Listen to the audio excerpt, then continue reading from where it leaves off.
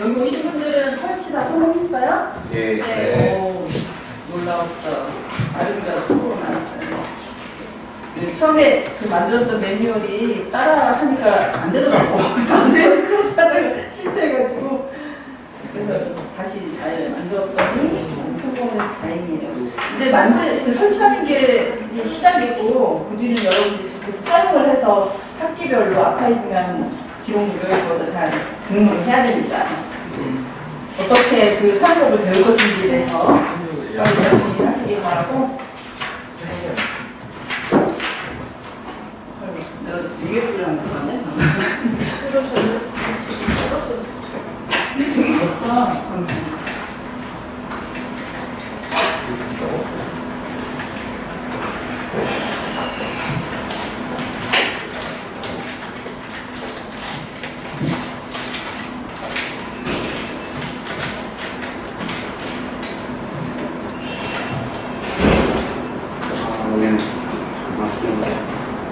이거 헬리우드 안 하는 게 좋겠어.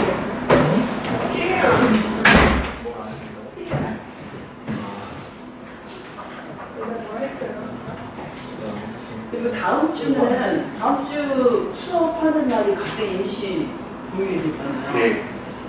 할 수업 주셔야 되네. 그래서 오늘 다음 주에 진도 나올 때까지 다 할 거예요. 그러니까 오늘은 성장을 다 하는 거야. 성장의 인지선인절. 이거 엄청 바쁘겠죠? 자,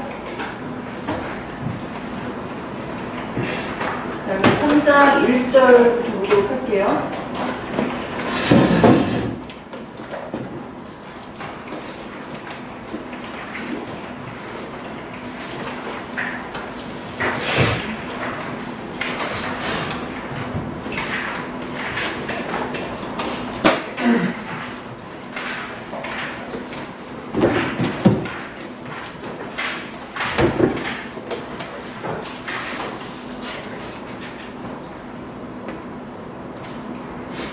지금 3장의 제목이 모르게 있어요.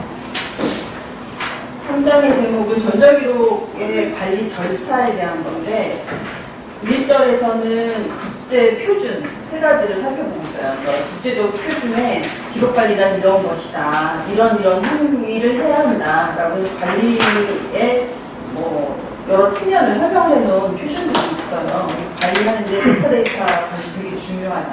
메타데이터 표준도 있고 그래서 꼭 필수적으로 봐야 될 표준 중에 3개를 소개를 하고 있고, 그다음에 2절을 가보면 우리나라 공공기관의 기록관리는 공공기록물 관리에 관한 법률에 의해서 이렇게 해라 이렇게 되어 있기 때문에 그 법령 안에서 처리과 단계의 기록관리는 어떻게 해라, 기록관 단계의 기록관리는 어떻게 해라, 연구기록물 관리 단계는 어떻게 해라, 이게 다 설명이 되어 있으니까 그걸 중심으로 이제 살펴보면 되는 거죠. 그 다음에 3절에 가면 표준 운영 절차라고 해서 SOP라고 하는 걸 다루고 있어요. 근데 이 2절하고 3절 같은 경우는 자꾸 변해요.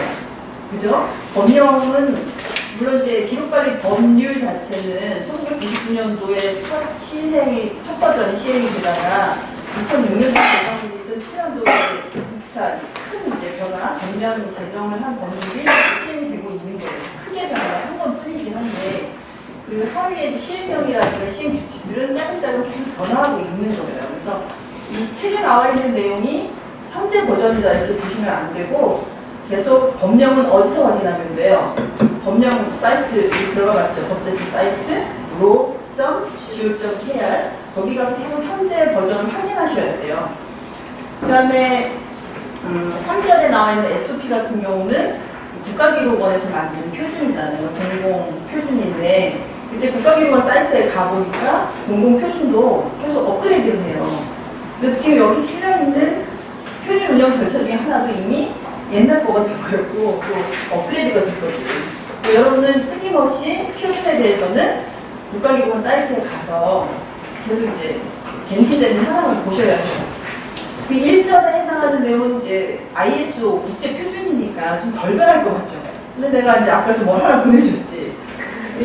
ISO 16889 맞아. 업그레이드가 최근에 되고 있는 거예요. 그래서 변화된 내용이 많아서 이제 뭐 향후 아마 교재 구조 많이 변해야 될 것 같고, 어떤 어떤 내용이 있는지를 대략 보고 여러분한테 이제 로 머티리얼을 줬으니까 그걸 통해서 좀 세세한 부분을 살펴보는 게 좋을 것 같아요.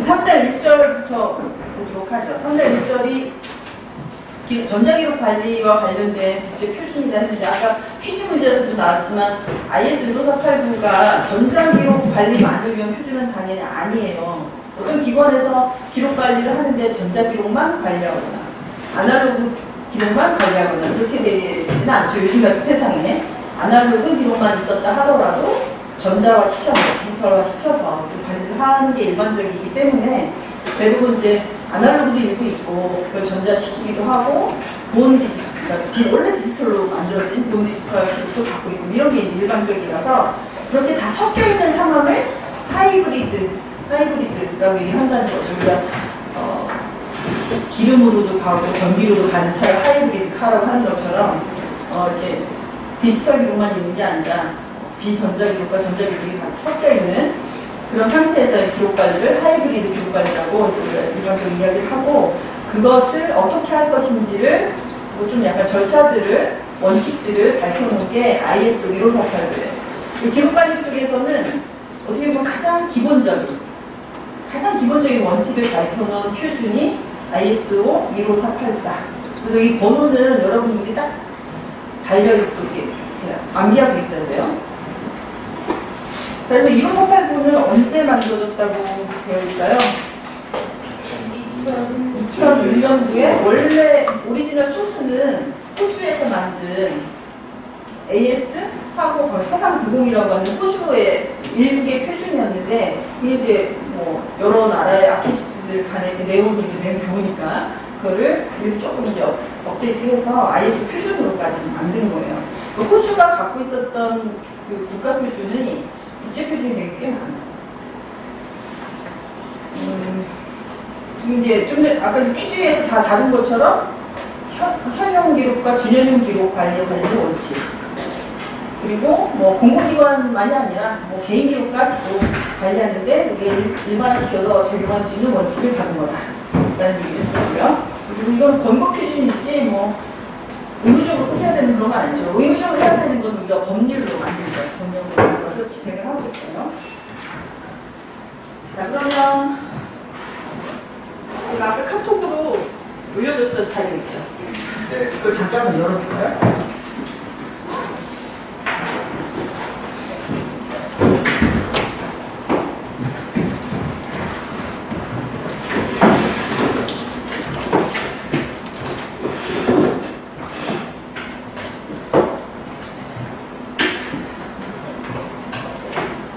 이 자료는 여러분이 밖에 유출하시면 안 됩니다.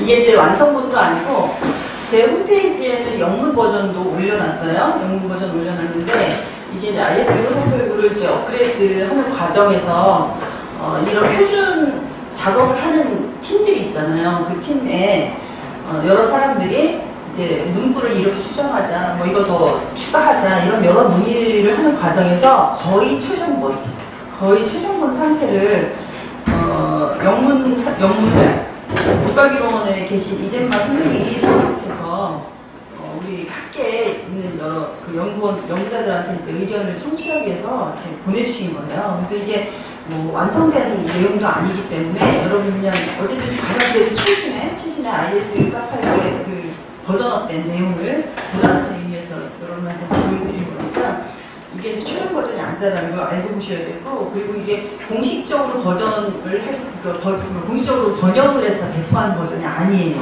그래서 참고로 알아두고 보셔야 됩니다.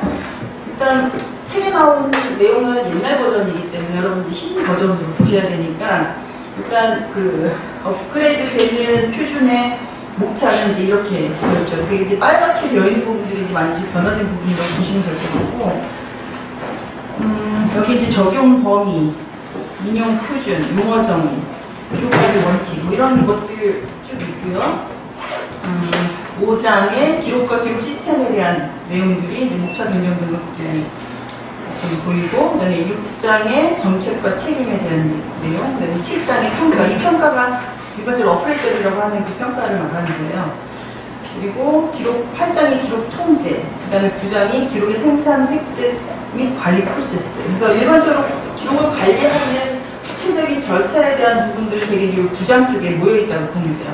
특히 기록의 라이프 사이클에 관련된 기록 관리 활동들은 기록이 이제 생산이 되면 기록을 획득하고 기록을 분류하고 색인을 만들고 접근에 대한 통제를 하고 기록을 저장하고 이용하고 재이용하고 그리고 장기 보존을 위해서 마이그레이션을 하거나 변환을 하고 처분을 한다 뭐 등등 기록의 라이프 사이클과 관련된 여러 가지 관리 행위는 9장에 많이 이제 집중되어 나타나 있고 하지만 일단 관리 대상이 되기 전에 우리가 평가도 해야 되잖아요. 그죠? 관리 대상으로 갈 거잖아요. 이런 평가라든지 기록에 대한 일반적인 통제를 하기 위한 도구들은 뭐가 필요한지 뭐 이런 것들을 정의해 놓는 게 더 앞에 이제 챕터들이에요. 여러분 이 전체 내용을 한번 좀 훑어보시는 게 좋겠고 페이지 수는 안 돼요. 30페이지 정도. 꼼꼼하게 읽어보셨으면 좋겠어요. 그리고 그 중에서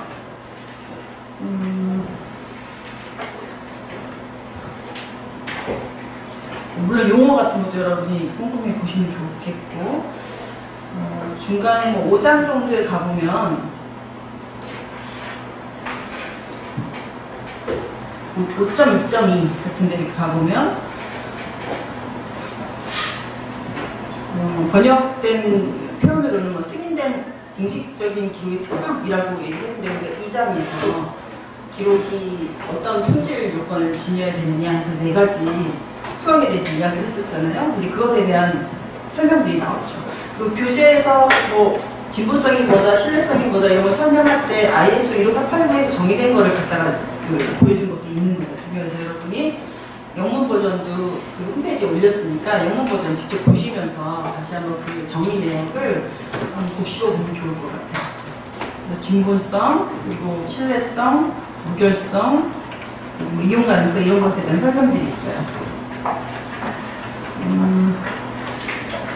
여기 보면 이제 이거 번역하신 분이 그 국가기록원의 이재만 선생님이신데 이재만 선생님이 여러 가지 고민하는 흔적이 좀 보여요. 이게 이제 완성본이 아니라고 제가 구체 얘기를 했고 여기 무결성 같은 경우는 무결성을 가진 기록은 완전하고 변경되지 않은 기록이다 라고 했을 때 이 영어가 완전하다라는 표현이 컴플리트하다라는 그런 표현이었거든요. 그래서 그 표현에 대해서 그 아래쪽에 완전하다라고 번역하는 게 좀 이상한 것 같다. 그러니까 온전하다, 기록이 온전하다 이렇게 번역하는 게 더 좋지 않을까 이렇게 이런 의견 같은 걸 주셨어요.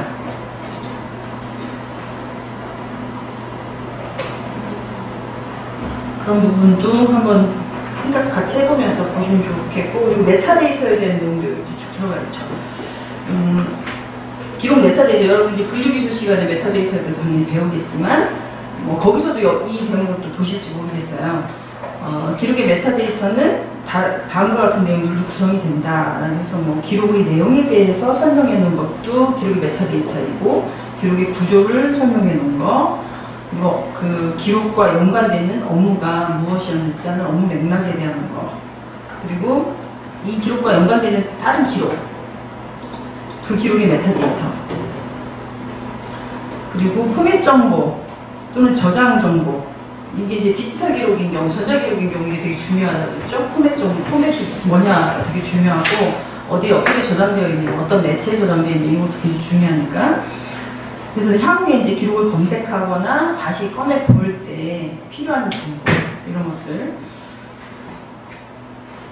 그 다음에 기록이 존재하는 동안 관련됐던 모든 업무에 있는 이거 어떻게 보면 기록관리 행위까지 포함해서 그러니까 실제 기록을 생산하게 됐던 업무뿐만 아니라 기록을 관리하는 것과 관련됐던 행위까지를 포함한 모든 사건들, 이 기록에 연관됐던 사건들 이런 게 전부 다 기록의 메타데이터가 될 수 있다.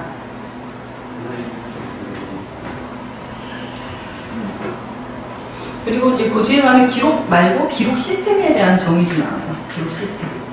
그러니까 여기서 그 되게 해외 표준에 우리는 기록 관리 시스템이라고 하는 말을 입에 붙여서 쓰는데 해외 표준을 보면 레코드 매니지먼트 시스템이라는 표현보다는 그냥 레코드 시스템이라는 표현이 더 많이 나와요. 그래서 매니지먼트를 빼 없애고 그냥 레코드 시스템이라고 하면 그게 우리가 그냥 일반적으로 얘기하는 기록 관리 시스템이에요.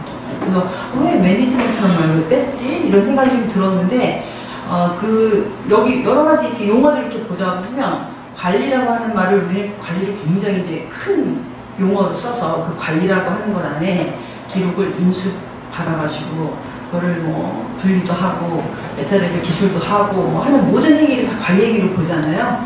근데 또 협소하게 보면 관리라고 하는 것 말고 우리가 기록을 획득하는 거, 획득해 온 다음에 관리를 하고 처분하고 이렇게 하는 의미의 관리라고 하는 협소한 용어를 또 쓸 수도 있잖아요. 그래서 어쩌면 그 관리라고 하는 그 매니지먼트라고 하는 거를 너무 협소하다라고 봐서 라이프 사이클 전체에 대한, 그러니까 기록의 전체에 대한 관련된 그 기능을 갖고 있는 시스템의 의미로서 레코드 시스템이라고 하는 것 같아요. 레코드 매니지먼트 시스템이라고 표현되어 있는 경우도 가끔 있는데 대부분은 레코드 시스템이라고 표현을 많이 하더라라고 하는 걸 알아주시고요. 그래서 이제 번역을 할 때도 그래서 기록 시스템 이렇게 해놨잖아요. 그러니까 좀 약간 어색하죠. 이게 무슨 뜻인가 싶지. 기록 시스템이 뭐지? 기록을 만드는 시스템인가? 관리하는 시스템인가? 좀 헷갈리기도 하고. 근데 이제 우리말로 번역을 친숙하게 하자면 기록관리 시스템이라고 하는 게 좀 더 적절할 것 같긴 해요. 그래서 어쨌든 기록 시스템에서 해야 될 기본 중에 하나는 그 관리하는 기록에 대해서 적절히 통제할 수 있는 기능이 필요하죠. 여기서 말하는 통제한다는 거예요. 다른 사람이 그 기록을 볼 수 있게 해주는 거죠. 그 기록에 모든 사람이 접근해서는 안 될 수 있잖아요. 그리고 많은 이용자가 그 기록을 보는 건 가능하지만 그 기록에 뭐 위치를 옮긴다거나 기록의 내용을 수정한다거나 이런 건 함부로 하면 안 되잖아요. 그러니까 뭔가 기록에 대해서 어떤 행위를 얼마만큼 할 수 있느냐, 그건 권한의 문제인데 시스템의 이용자마다 권한이 다 달리 부여가 돼 있어야 되고 그에 맞춰서 시스템 안에서 행동할 수 있게 하는 거. 그 모든 게 다 통제에 해당하는 내용이죠. 그 접근 통제가 그 중에 하나예요. 처분 통제도 포함될 수 있고. 자, 그 다음에 기록 시스템이라고 하면 기본이 뭐예요? 기록을 생산, 획득, 관리하는 프로세스를 수행한다. 그래서 이것도 관리라는 말이 쓰잖아요. 그래서 아마 관리뿐만 아니라 획득 뭐 이런 여러 가지 또 다른 그 기능까지를 포괄하기 때문에 레코드 매니지먼트 시스템이라고 표현하지 않고 그냥 레코드 시스템이라고 하는 것 같아요. 어쨌든 기록을 생산, 획득, 관리하기 위한 모든 프로세스를 수행하는 기능이 들어가 있어야 되고 그 다음에 기록의 내용과 기록과 메타데이터 사이에 논리적인 관계를 생성하고 유지하도록 지원해주는 내용. 이게 어떻게 보면 가장 기본이죠. 기록은 여기 말하는 기록의 내용이라고 하는 거는 우리가 앞전 그 챕터에서 배운 컴포넌트들을 얘기하는 거예요. 디지털 컴포넌트들. 그것과 그러면 이제 우리가 공문서 예를 들면 공문서의 본문 아래 한글 파일, 그 다음에 첨부 파일들이 있잖아요. 그게 이제 어떻게 보면 기록의 내용이죠. 내용이고 거기에 덧붙여서 이게 누가 언제 어떤 업무를 하느라고 어떤 계획으로 만든 보고서인가 또는 뭐 기한문인가 하는 그 관련된 메타데이터들이 있게 되죠. 그거가 서로 떨어지면 안 된다고 그랬죠. 같이 붙어 있어야 돼요. 그래서 메타데이터는 대부분 데이터베이스 안에 저장이 되고 디지털 컴포넌트들은 파일 시스템이나 또 다른 스토리지에 대부분 저장이 되는 경향이 있는데 우리가 지금 신전점수 시스템이나 업무관리 시스템을 쓰고 있는 상황에서는 DB 끌어오고 필요한 컴포넌트 끌어다가 한 화면에 잘 결합시켜서 보여준다고요. 왜냐하면 그 결합 관계를 다 알고 있으니까 시스템에 그 정보가 있기 때문에. 근데 그 기록을 레코드 시스템을 딱 옮겨가는 순간 그 결합 관계가 깨질 수도 있는 거죠. 그리고 또 오랫동안 기록 시스템에 머물다 보면 어느 순간 디지털 컴포넌트와 메타데이터의 관계가 잘못 관리되면 관계성을 잃을 수도 있다는 거예요. 그게 그런 일이 발생하지 않도록 기록의 내용과 기록의 메타데이터 사이의 그 관계 형성을 잘 해주고 유지해줘야 됩니다. 그게 기록 시스템의 가장 기본적인 기능 중에 하나라는 거죠. 뭐 그런 거에 대한 강조되어 있고요. 그 다음에 기록 시스템이, 그러니까 기록이 어떤 품질을 갖춰야 돼도 중요하지만 기록관리 시스템도 이러이런 특징을 갖추고 있어야 돼. 뭐 이런 요구가 있을 수 있겠죠. 그래서 여기에 몇 가지, 5가지가 나오는데, 이 시스템이 좀 신뢰성이 있어야 되겠어. 보안성이 좀 있어야 되겠어. 여기다 넣어놨는데 뭐 쉽게 누가 몰래 와서 카피해가고 이러면 안 되지 않겠어요? 누가 와서 막 건드리고, 수정하고 그러면 안 되겠죠. 그리고 컴플라이언트 해야 돼. 라고 하는 좀 이해하기 좀 어려운 단어가 하나 나오는데 컴플라이언트 하다. 뭔가를 준수한다. 뭘 준수한다는 거예요? 거기 이제 설명을 보면 업무의 요구사항이나 또 공동체의 요구사항이나 사회의 기대치나 법령 또는 규제 요구사항이나 뭐 이런 요구사항, 각종 요구사항들을 준수할 수 있어야 된다는 거예요. 되게 굉장히 애매하게 느껴지겠지만 그건 아니고 예를 들면 뭐 기록관 시스템에 저장을 해놨을 때 기록별로 보존기간이 따로 설정되어 있잖아요. 그래서 업무상 이 기록은 5년 동안은 보존해야 돼 라고 했다면 그 시스템에 최소한 5년 동안은 존재해줘야죠. 그런 통계를 가능해야 된다는 거예요. 업무상 필요한 요구에 따라 보존하고 또 업무에 필요하기 때문에 누구누구가 그 기록을 볼 수 있어야 돼. 그럼 접근 권한이 주어져 있어야 되겠죠. 뭐 그런 거. 그 다음에 어떤 뭐 개인정보가 있어서 외부로 그 개인정보는 표현되면 안 돼. 보여지면 안 돼. 라고 했다면 그 개인정보보호법에 따라서 그 개인정보를 잘 감춰줄 수 있는 그런 기능이 있어야 되고 뭐 이런 것들이죠. 그 다음에 포괄성. 업무 활동 영역에서 요구되는 모든 기록을 관리할 수 있어야 된다. 그러니까 사실은 그 표준 기록관리 시스템, 지금 공공 행정기관에서 쓰고 있는 표준 RMS라고 하는 그 시스템이 가장 문제가 되는 게 포괄성 부분이에요. 여기서 말하는 포괄성 부분은 기록관리 시스템을 설명할 때는 항상 맨 먼저 나오는 게 뭐냐면 어떠한 포맷의 기록도 어떠한 유형의 기록도 다 저장할 수 있어야 된다. 관리할 수 있어야 된다. 이게 기록관리 시스템의 가장 첫 요구사항이에요.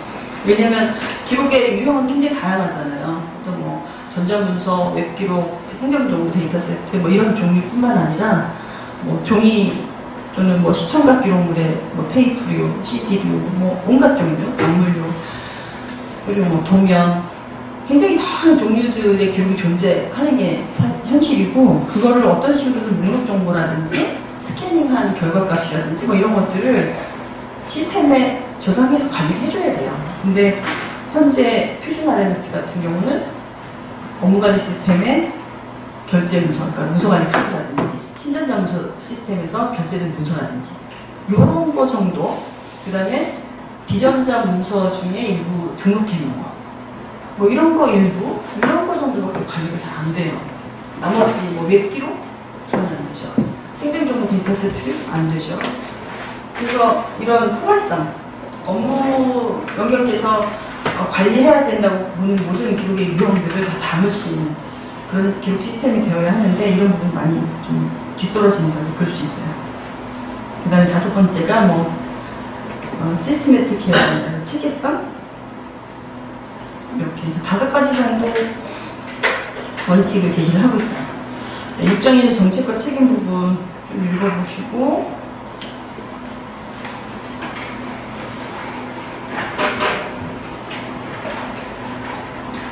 7장이 평가, 그런 식으로 되어 있죠. 평가. 자, 평가라고 하는 거는 여러분이 이제 나중에 평가 수업을 또 들으시겠죠. 평가론에 대한 수업을 들으실 텐데 일단 어프레이저리란 뭐다라고 하는 정의는 여기 나와 있네요.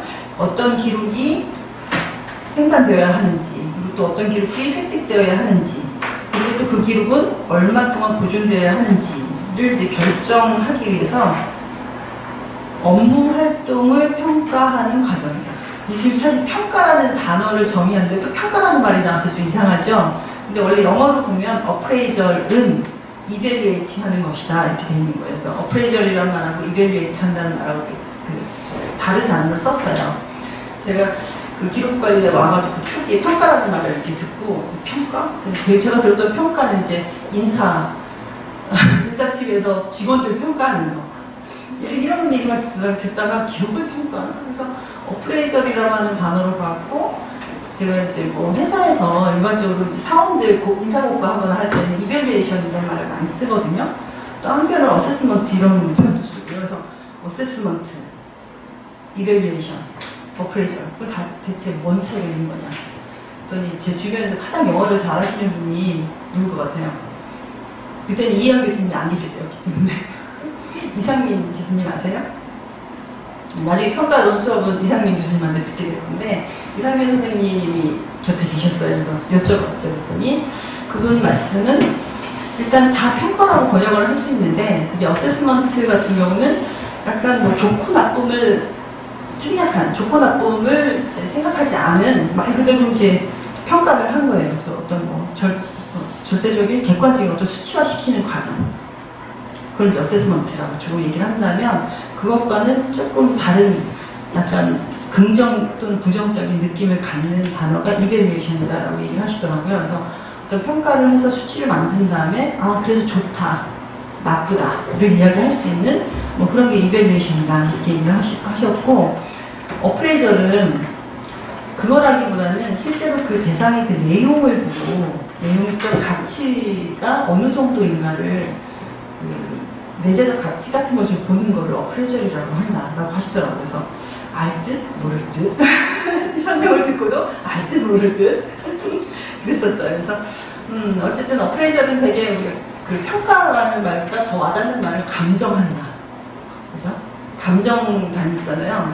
진품용품, TV쇼, 진품용품 이런 데 감정단 나오잖아요. 그런 사람들이 딱 기물을 보고 이건 진짜야 아니야. 그럼 이게 몇 년도 거기 때문에 1억짜리야, 뭐 5천만 원짜리야 이렇게 어떤 가치를 매기잖아요. 그런 게 이제 어프레이저라는 거죠. 그래서 여기서 근데 여러분 초점을 봐야 될 거는 기록 관리 과정에서 우리가 어프레이저를 해요. 그래서 이건 뭐 역사적 가치 측면에서든 증거적 가치 측면에서든 또는 활용적 가치 측면에서 여러 가지 가치 측면을 보고 이거는 그래서 기록이고 보존해야 되고 게다가 이건 영구 보존해야 될 거야 혹은 뭐 10년을 최소한 보존해야 되고 이런 걸 이제 따질 때 두 가지 이제 관점이 있는 거죠. 하나는 기록의 내용을 보는 거예요. 그 기록에 담긴 내용을 봤더니 여기 정말 중요한 정보가 있어. 그래서 그런 정보적 가치 중심으로 해서 가치 평가를 하는 그런 경우가 있고, 근데 이제 기록 관리 쪽에서 약간 이제 어프로치가 좀 달라진 것은 그 기록 안에 담겨 있는 내용 중심이라기보다는 맥락을 더 중심에서 다룹니다. 그 기록은 이런 일을 하는 과정에서 만들어졌기 때문에 중요해. 그 안에 담긴 내용이 약간 별 큰 내용은 없다 하더라도 뭐 이런 말이죠. 그래서 여기에는 그 후자의 관점이 더 들어가 있거든요. 제가 보기엔. 자, 어떤 기록이 생산되고 획득되어야 하는지, 얼마나 보존되어야 하는지를 결정하는 게 이제 결정하기 위해서 하는 게 평가인데, 어프레이저인데, 뭘 이밸류에이트 하냐면 업무 활동을 평가한다고 했어요. 기록의 내용을 평가한다고 되어 있지 않고 업무 활동을 본다고 했어요. 여기서 말하는 업무 활동이라는 게 그 업무 활동을 수행하는 과정과 결과로서 만들어진 게 기록인 거잖아요. 그 기록을 어떤 기록이 만들어져야 되지, 그리고 그 기록은 얼마나 보존해야 되지를 보기 위해서 그 기록 자체를 보는 게 아니라 업무 활동을 본다는 거예요. 이런 그 ISO 15489가 호주 쪽에서 온 거잖아요. 지난 수업 시간에 제가 인터파레스 설명할 때 기억나요?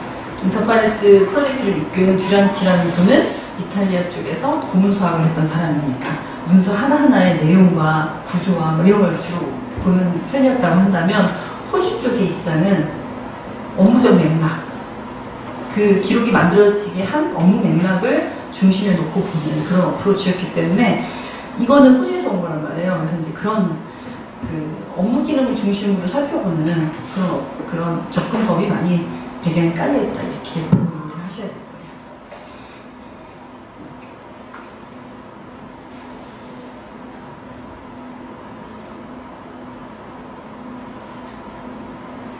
거예요. 평가를 수행할 때 내부 이해 당사자와 외부 이해 당사자가 협력해서 어떻게 보면 그 업무 기능이 중요한 기능인가? 아니면 뭐 이런 것들을 판단하고 할 때 내 외부 이해 당사자들이 같이 판단하는 게 좋겠다 이런 얘기도 나와 있고요.